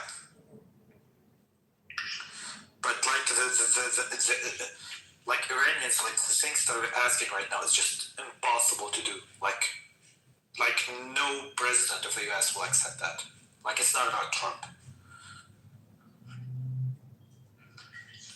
Do you think the Middle East would be a better place if there is a regime change? Yeah. Now, yeah. Ultimately, yeah. I think so. I think it could become more peaceful, you know. But like you don't know, you know, because like if the worst regime is there, it's I think like at least for the Gulf countries, it would be like if there's like a regime change instantly now, it would be better, you know. It might not be better for the Lebanese right now, but yeah, there needs to be a solution there. Yeah, but like I think maybe like define peaceful as well. Like peaceful for someone is like non-peaceful for another, you know. But yeah, like I think for the West, it would be ultimately better if the regime would go. For some countries as well, like I think for Syria, it's much better if the regime would go. For many in Lebanon as well. For some in Lebanon, not that much. Yeah, I think the Palestinians are fucked anyway, like because like they're just proxy, like yeah, sadly, you know. And yeah, but I think like ultimately, yeah, it would be ideal if the regime just would fall, but like I don't think it would fall, to be honest. And yeah, I think if the regime falls, the other countries will need to make sure that Iran is not strong anymore, you know. So, and they're gonna have to like put some influence inside Iran to make sure that, yeah, Iran becomes like neutered or something like that. Yeah, because I don't think that Iran will get any weapons like they did in the Shah time. Yeah, that's my 2 cents. I talked a lot. I'm sorry, guys. Thanks, Steve. Thanks. What do you think, Chorus? Yeah, I think it's necessary that there comes a regime change, and it's hard to say because I think the 80% has to come from America and Israel, and the last 20%, the people of Iran will have to do it, and because without any weapons, they cannot maintain it, and it's hard for them right now, and and you said like it's gonna take 2 or 3 years. I think it's too long. I don't think that it's gonna last that long, this war.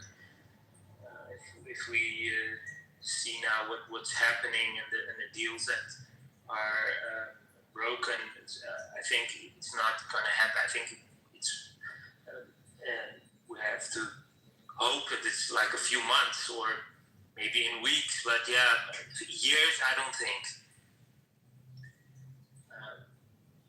I think we need the help of the U.S. and Israel. Otherwise, the people are cooked, and the regime change is best for all in the Middle East, and also the proxies that are happening. All of 47 years of investment of the IRGC is paying the price, and that has to stop right now. It has to stop. And I'm optimistic. I'm optimistic, and I hope that the rest of the world also sees that it's evil regime that has to change. And for us, all Iranians, diasporas that are everywhere in the world, we want to go back. We want our country back. Yeah, there was one question. Sam asked, like, you mean for Hezbollah in Lebanon? Or the Lebanese people that are victims of Hezbollah? I think it's hard to say that way into Lebanon right now. Like, I just said, like, my opinion is a bit different. I think that Lebanese people in general are very divided. It's just like too small a country to divide it into separate countries, so that's why it's hard to say that. But like, if you look at what Israel did already in South Lebanon, they actually ethnically cleansed. Like they're like the villages are like now destroyed. No one can come back. So the people that can't come back are fucked now. If like Israel and the US have it their way, you know. But at the same time, you have like other people that are like much more joyful about like the ones that are against Hezbollah in Lebanon. So it's very hard to say in Lebanon like who's gonna win and who's gonna lose. And Israel, like when they went into Lebanon as well, they asked Druze and Christians not to take in any Muslims inside their homes, or their homes will be like attacked as well. So, like the Shiite community, Muslim community in Lebanon are like fucked, you know. And that's why like a group like Amal, which is like not Hezbollah, joined the fight as well against Israel. So, I think the Shiite community in Lebanon are going to be fucked after if I think even if Iran like holds on, I think they're fucked anyway, because like I think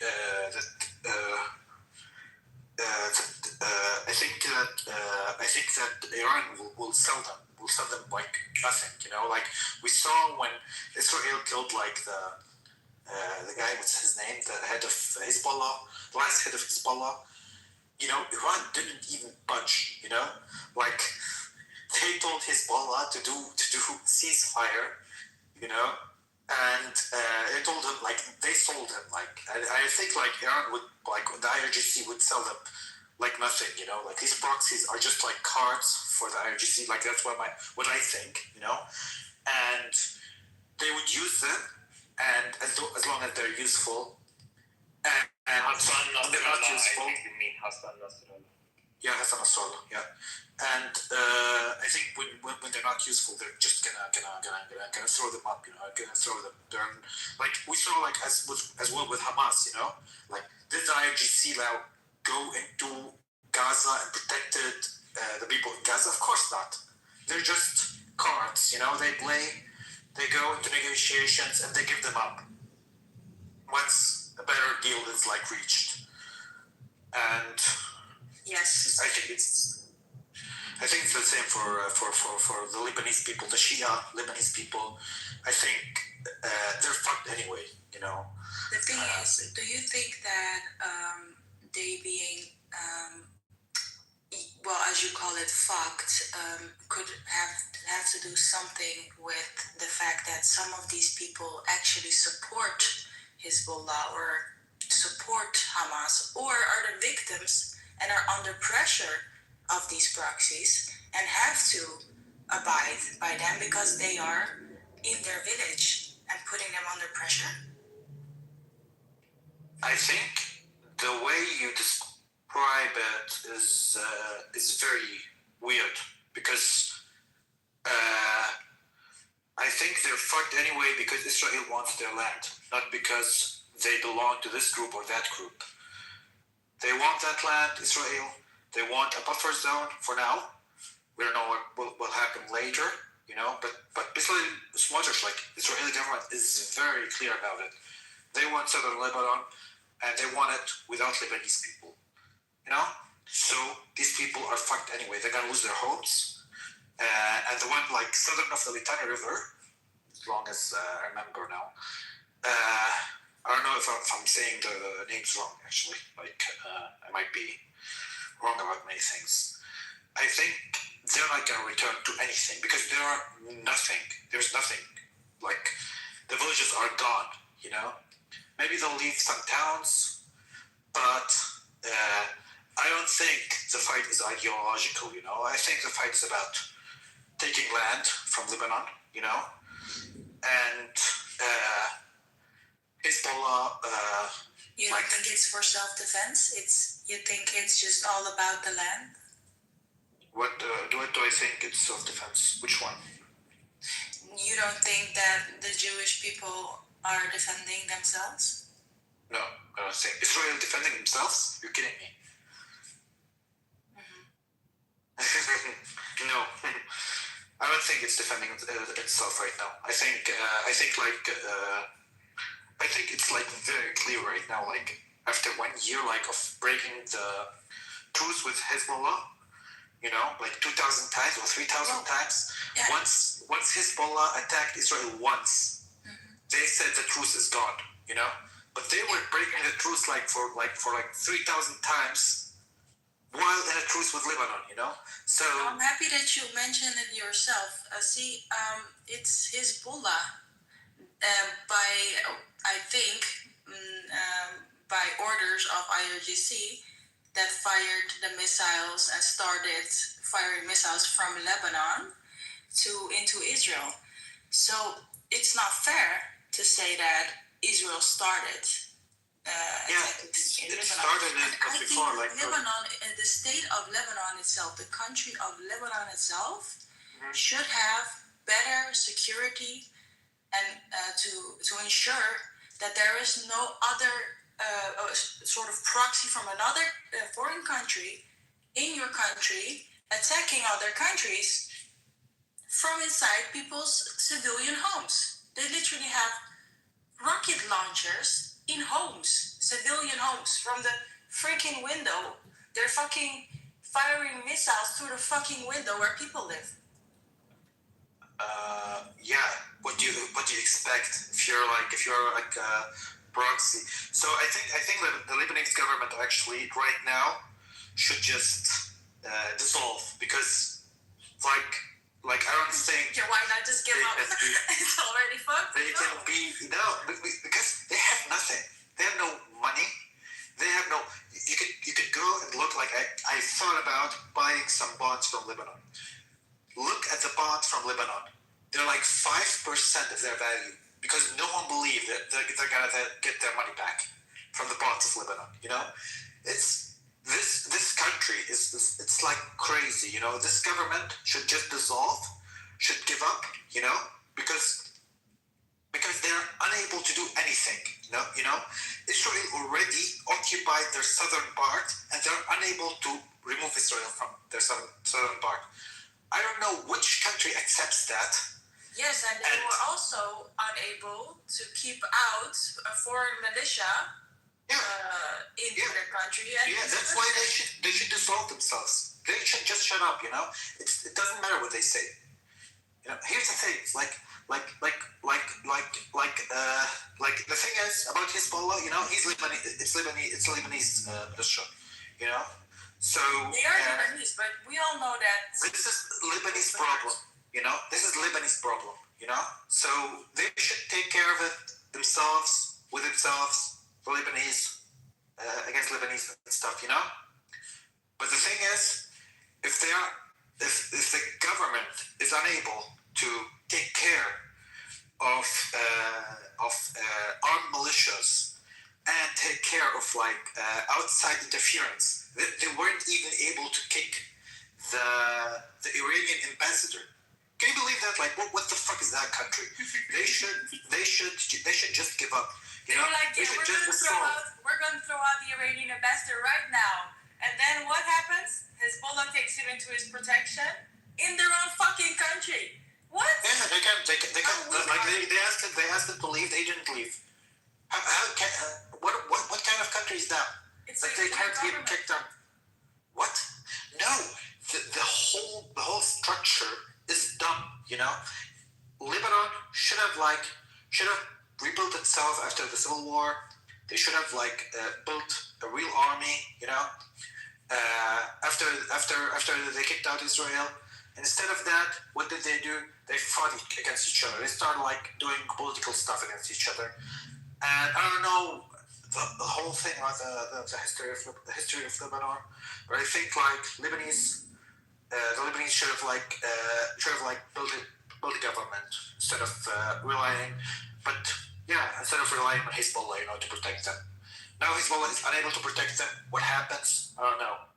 You know. Their only guarantee that they're not going to get invaded is now gone. Now they're getting invaded. The same with Syria as well. Like, Israel is now encroaching also into Syria. You know, they're going to take more land. They're going to kick people out. At some point, they're going to annex it and move people. The thing is, whose fault is this? If you ask me, I'm a very simple thinker, very practical. Lebanese government was unable to keep the proxy militias from attacking another sovereign country. So who is at fault when they start a war from their soil and then they get attacked and they have to give up land? It's very simple for me. The person that is responsible for this is Lebanon. Do you think the Arab countries should also take land from Iran? Well, I wish them very much luck, but it's not going to work. Why not? We all know that because every government, even transitional government of Iran, is not going to allow that to happen. Well, transitional government of Syria tried to not allow that to happen. What happened to that land? It's gone. You cannot. Wait. You cannot. I don't want to sound cocky. Yeah. You cannot. You can't make the example of Syria and Iran. It's not the same. Right? Oh, it's not the same. Why? The Iranians are the same. The Iranians master race. Are you guys the master race? They come on. They're not that. They have a lot. Come on, guys! You had once the Islamic Revolution went on, you know, Saddam Hussein was close to collapsing your government, taking over the Arab places from Iran. Close. Close. Iran destroyed Iraq. No, not Iran. The IRGC destroyed Iraq. Let's be clear about that. and he made Well, it's like Iranian some people. mistakes. No, wait a minute. It was the Iranian people that fought in that war, even children. Yeah, even 14-year-old children were in that war with Iraq. So it's Iranian people. Would you say that Saddam Hussein was justified in throwing chemical weapons because you hit IRGC in your country? Wait, what? Saddam Hussein was justified to throw it? Throw chemical weapons? Of course not. That's never justified. Okay, so Israel is justified to attack southern Lebanon. Why are you making this? It's not a good example. You're making a comparison. No, I'm talking about your hypocrisy. Hezbollah. Have you heard of Hezbollah or not? Yeah, have you heard of the IRGC? Okay, so when Israel attacks Hezbollah works for the IRGC, correct? Yeah. That's why Israel's attacking. No, I'm just talking. No. You misunderstood me. Okay. No. I'm talking about taking land. You know, I think Arab countries should be able to take land. No, I was talking. What are you talking about? Which Arab country? Which Arab country would for want to do example, that? Kuwait and Iraq. Maybe they can like divide it. I think there should be like another Arab country on the Persian Gulf. You know, and and Baluchistan maybe as well, and they can like divide it among each other. You know. Listen, these separatist ideas, I know them, and we know every Iranian city around in Iran. There is not even one city in Iran like Baluchistan or Kurdistan that even has the slightest idea that they could actually be successful in taking land from the whole country of Iran. It's not going to happen. We know people are not going to allow that to happen. But don't you think like if right now, this is right now, you know, but like don't you think like in 2 to 3 years, or maybe like 10 years, once like there's no government, there's no governing body, people are very poor. It poor. has been existing for 2,556 years. Dude, this has never happened, applies. and it will never happen. This applies for every country in the region. Like, come on, like 3,500 I don't know which countries years. you're talking about. I don't know how long they've been existing. Who put them there? The British government. Egypt. I don't know. What the fuck? Like, who cares? You know, like every country could be divided, could be separated, could be severed. You know, every country can lose some land. Like, don't talk to me about like Yemen was like also like wait. I talked to a friend of mine who's Yemen. You know, he was like, we've been there for 6,000 years. We're not gonna get separated. Yeah, we're separated. They got separated into South and North Yemen. You know, like every country gets separated. You're literally divided. comparing Yemen again now with Iran. You don't need to compare countries like that. You know, there's a. Yeah, you are the master race. I understand. Well, I mean, come on. You know, you gotta be fair. Do you think you are the master race? I don't know what you're talking about. I mean, it's gotta be a fair comparison. Yeah, What the- you're masquerade the chosen people. The chosen people. Wow. That's the race. But I mean, come I on. strike the master code. Yemen. I drown the flaming soul. Hello. I mean, we're not doing that bad. Yemen. Yemen? What? I don't know. Yeah, I can compare it to Iran. I don't know. Like, you know, like it's just the comparison you make. Yemen. You know, everyone that knows the Middle East knows that you can't make that comparison. Come on. Okay. What country should I compare Iran to? You can't. Egypt? You can't compare countries like that. You just can't. Okay, so Iran is It's unique. not even with Egypt. No, it's a totally different story. And Egypt is in North Africa. That's also a different continent, bro. Yeah, I don't know. Like, you told me it's like 3,000 years old, and it's like, okay, Egypt's 5,000 years old. I don't care.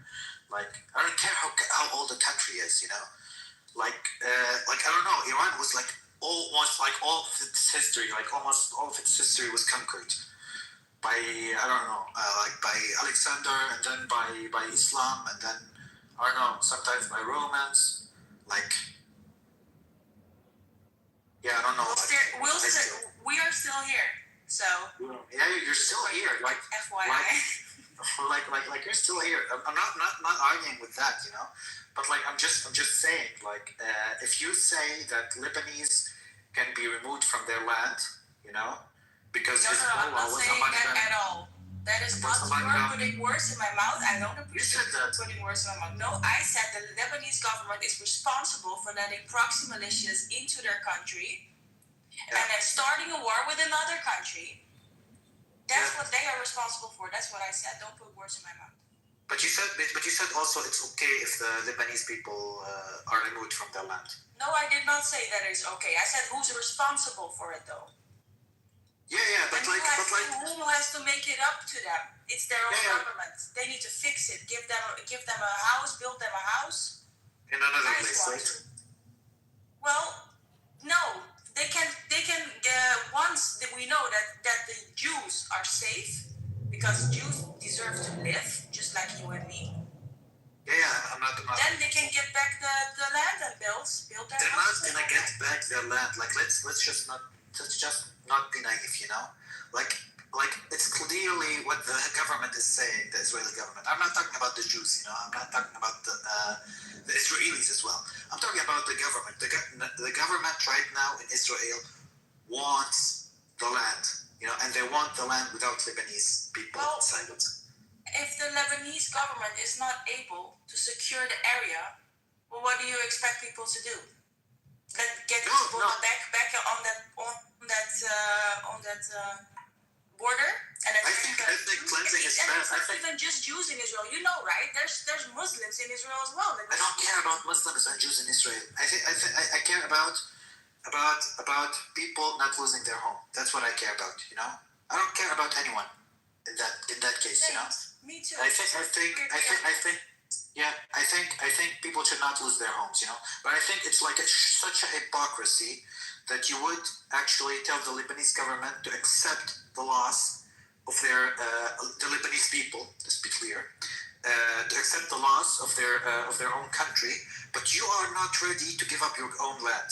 No, because they have to fight against the invaders of their country that started this war. So if they fight against Hezbollah, like if Hezbollah gone, do you think Israel will give them that land back? Well, the best chance of getting that land back would be, in my opinion, to get the terrorists out, obviously. And then fight against Israel without any weapons, or what? Fight against? Why would you need to fight when you're not doing get your land back? wrong? Do you think Israel will just back off and give them that land? If they are safe, I think so. There is a lot of water. There's a lot of water there. Dude, they're not going to get that land back. The problem of the Middle East is water, and there's a lot of water in Lebanon. Israel would never give them that land back. Like that's never going to happen. Everyone also said like before also like everyone was also saying like Israel would give Golan Heights back to Syria once the government is good there. No, they're not. They're not going to give them any land back. They're going to take more if they see the opportunity as well. So, like, it's also the same for like Arab countries. If they get the chance to take like southern Iran, they would. I don't think they would because they're too weak to do that. So lucky you. But I think they would, to be honest. I think like. Honestly, I don't think the Saudis are like that. I don't think. Not the Saudis. I think the Iraqis. I think the Saudis would do that. The Iraqis, they could be, maybe, they would think of something like that. Yes, the Iraqis. Like, also, since you talked about Persia, I just looked it up online. Baghdad used to be the capital of Persia. What the fuck? Can you explain that? No, that's actually incorrect. Baghdad was Babylon, if you look into history. Yeah, it's the same. Who cares? Like. No, it's not the same. Yeah, it's the same city, right? Babylon? Like the same place.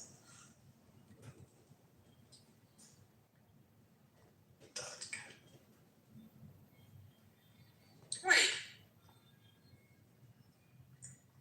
No. It was Persepolis.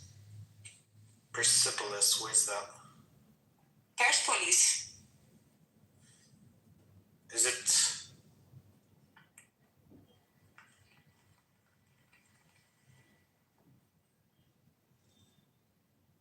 It was Persepolis, built by King Darius. Darius the First. So I don't know how he came to Baghdad, but Wait a minute, it was. Oh yeah, okay, Baghdad you're was right. Babylon. Baghdad You know was where Babylon. King Kurush, Cyrus the Great, freed the Jews, 3,000 years ago, freed the Jews from Babylon and let them build their temple in Jerusalem. Remember? No, I don't remember. I wasn't Well, I there. do. We all do. I wasn't there. It's just a history book you need to open, Ali.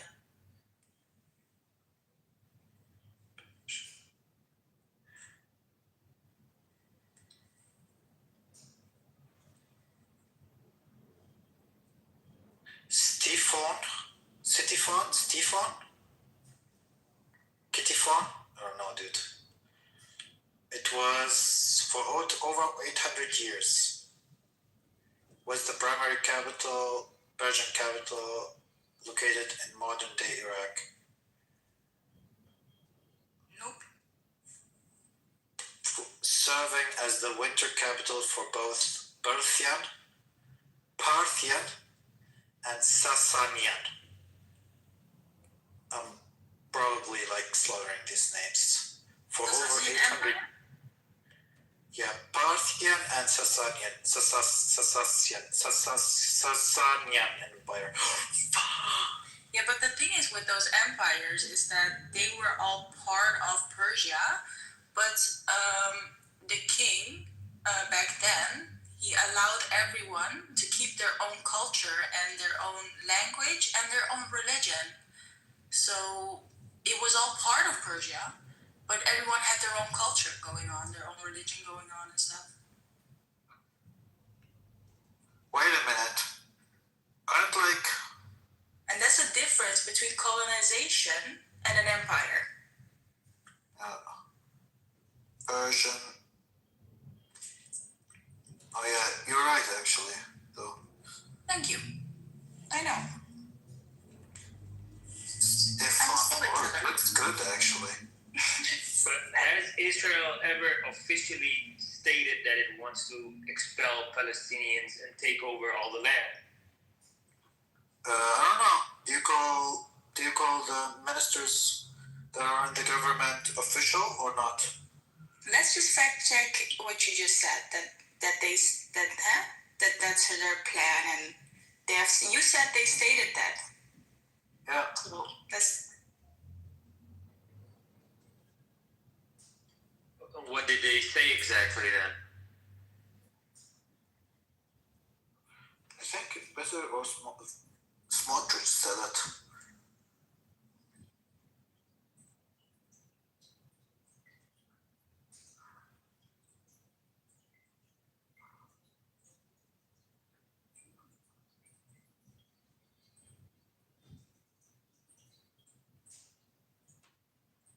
Alright, I did some fact checking. And I found out that your statement is false because there have been some wars in between 1982 and 2000 where Israel was installed in Lebanon and had a security zone. But I didn't say, I talked about the government right now, I'm not talking about the 82. And right now, there is no official, So this is good. translating in English, there's no official anything being said from Israel that they want to stay there. It's a buffer zone. It's a temporary military buffer zone to protect themselves, as I thought. Why did they remove them, the people from there? In the 80s, like this is the difference, you know. In the 80s, they did not remove any people from the buffer zone. you know, in 82. I don't know which year that is. But they didn't remove any. What is a buffer zone exactly? You know, we call it a buffer as if it's supposed to prevent some friction.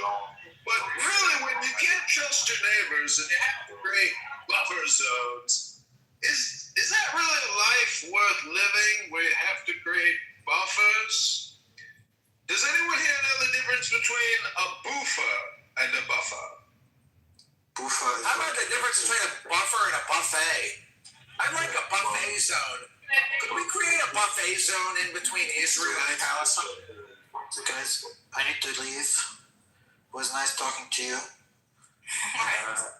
Because I need to eat. It's 10 p.m. in my Speaking place, of buffet, Thanks for the conversation.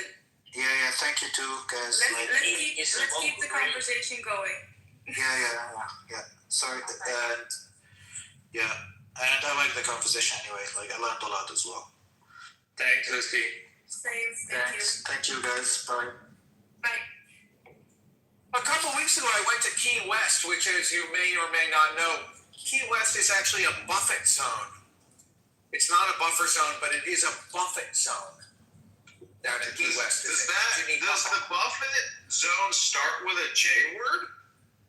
It does, actually. The room, everybody. If you haven't yet experienced this room, the happening, just raise your hand and share your opinion. You get 30 to 60 seconds to say whatever you're thinking about. Is that like a fresh minute? Do I get a fresh minute every minute? You are by default fresh. Well, I'd like to share really briefly that I spent the day teaching a bunch of old ladies how to weave baskets from twigs that I gathered off of the ground. I gathered the twigs and then I taught the ladies how to weave them into baskets. And I think that I feel good about how I spent my day. The ladies had fun weaving their baskets, and we didn't change anything in the grand scheme of things. But at least I didn't. Hello?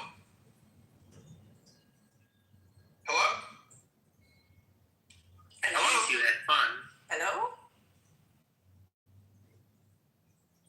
So, bonus shalom, welcome everyone to your Clubhouse experience. If you have not yet purchased gold coins, go ahead, pull out your credit card, add your Google Play or Apple Pay, buy some gold coins, and send them to me right now. We accept donations for free because of your generosity. Charity is next to godliness. If you want to be closer to the God and want miracles in your life, send me your money.